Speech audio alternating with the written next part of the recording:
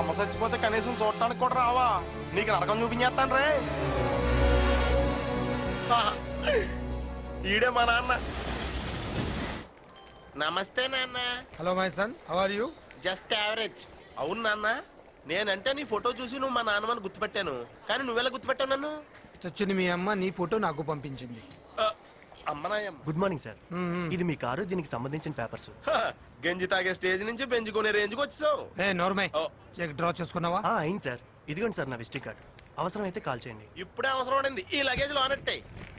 ఎందుకు పనిమాల గాడ్లని దాచుకుంటావు? పనికి రానిదేది ఉండదు. దాచి పెడితే ప్రతిదీ ఎప్పుడు ఒక్కొప్పుడు ఉపయోగపడుతుంది. బంజారా హిల్స్ పోనీయమ్మా. కాదు, జూబ్లీ హిల్స్. ఆ లక్ష్మి ఇంటికి వెళ్ళాలి. నువ్వు ఆగవే బాబు, ఇప్పుడు అక్కడికి ఎందుకు? మనం ఎదిగమన్నది మన వాళ్ళకంటే ముందు మన శత్రువులకి తెలియాలి. రిటర్న్ టికెట్ వేసుకున్నావా? ఏంట్రా? మరి లేకపోతే ఏంటి? ఇన్నేళ్ల తర్వాత ఇండియా వచ్చావు, ప్రశాంతంగా గడపక మళ్ళీ ఆ లక్ష్మి గారితో సొంతం పెట్టుకోవాలా? నోర్మై, నువ్వు పోనీ.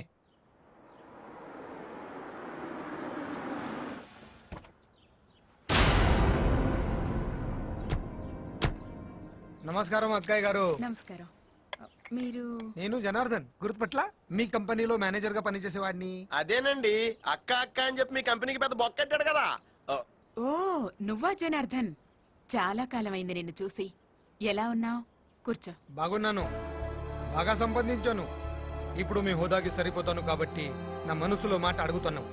మీ అమ్మాయిని నా కొడుక్కిచ్చి పెళ్లి చేస్తే. నాదే ఉంది, పెత్తనమంతా పెదబాబుది. వాణ్ణి అడగండి. నమస్తే లక్ష్మీనారాయణ గారు, బాగున్నారా? ఎందుకొచ్చావు? మీలో ఇంకా ఆ పౌరుషం తగ్గలా?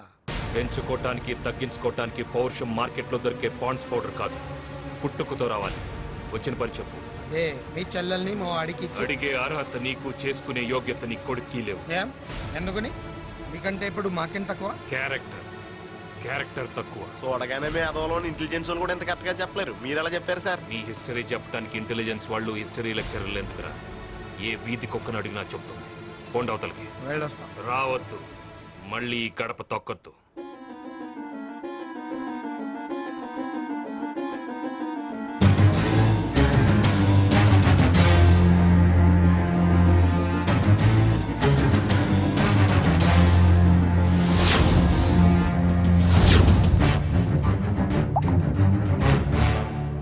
గ్లాసు మీద గ్లాసు తాగడం వల్ల బాటిల్లో మందు తగ్గుద్ది కానీ నీ బాధ తగ్గదు.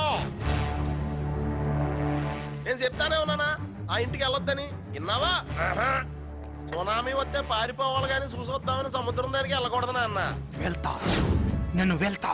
మునిగిపోతానని తెలిసిన నేను వెళ్తా. అనుమానించి ఆడదాన్ని, అవమానించిన మగాడిని వదలకూడదురా. వాడు నన్ను ఎంత అవమానించాడు తెలుసా?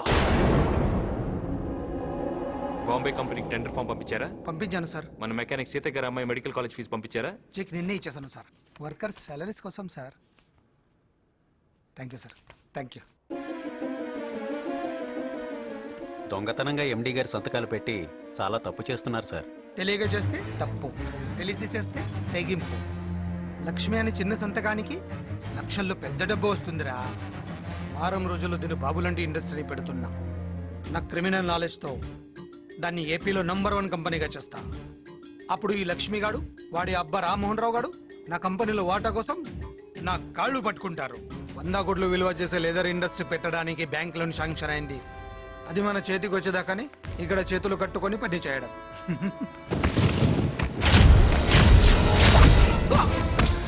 మా నాన్న నీ కాళ్ళు పట్టుకోవాలరా? ఆవారగా తిరిగే నీకు అవకాశం ఇచ్చిన దేవుడు రా మా నాన్న. 10 మందికి అన్నం పెట్టే సంస్థకి ద్రోహం చేయాలని చూస్తావు. తప్పపోయింది సార్, నన్ను క్షమించండి సార్. ఇవాళ నిన్ను క్షమిస్తే రేపు నీలాగా ఇంకొకటి చేస్తాడు. మోసాన్ని మొదట్లోనే తగనరటం నాకు అలవాటు. రే పోలీసుని పిలవండి.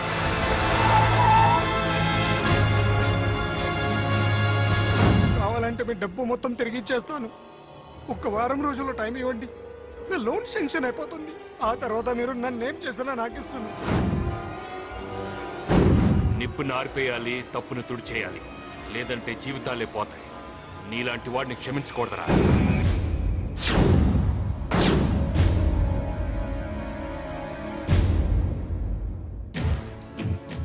జైలు నుండి వచ్చాక నాకెవరు తిండి పెట్టలేదు, ఎక్కడ ఉద్యోగం పుట్టలేదు.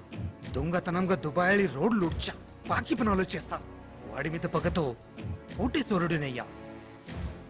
నేను కూడబెట్టిన ప్రతి పైసా వాడి పతనానికి ఉపయోగిస్తా. నువ్వెంత డబ్బు ఉపయోగించినా అతను నీకు దొరకాలి కదా. జీవితంలో ప్రతి మనిషి ఏదో ఒక తప్పు చేస్తాడు. ఆ తప్పి వాడికి ముప్పు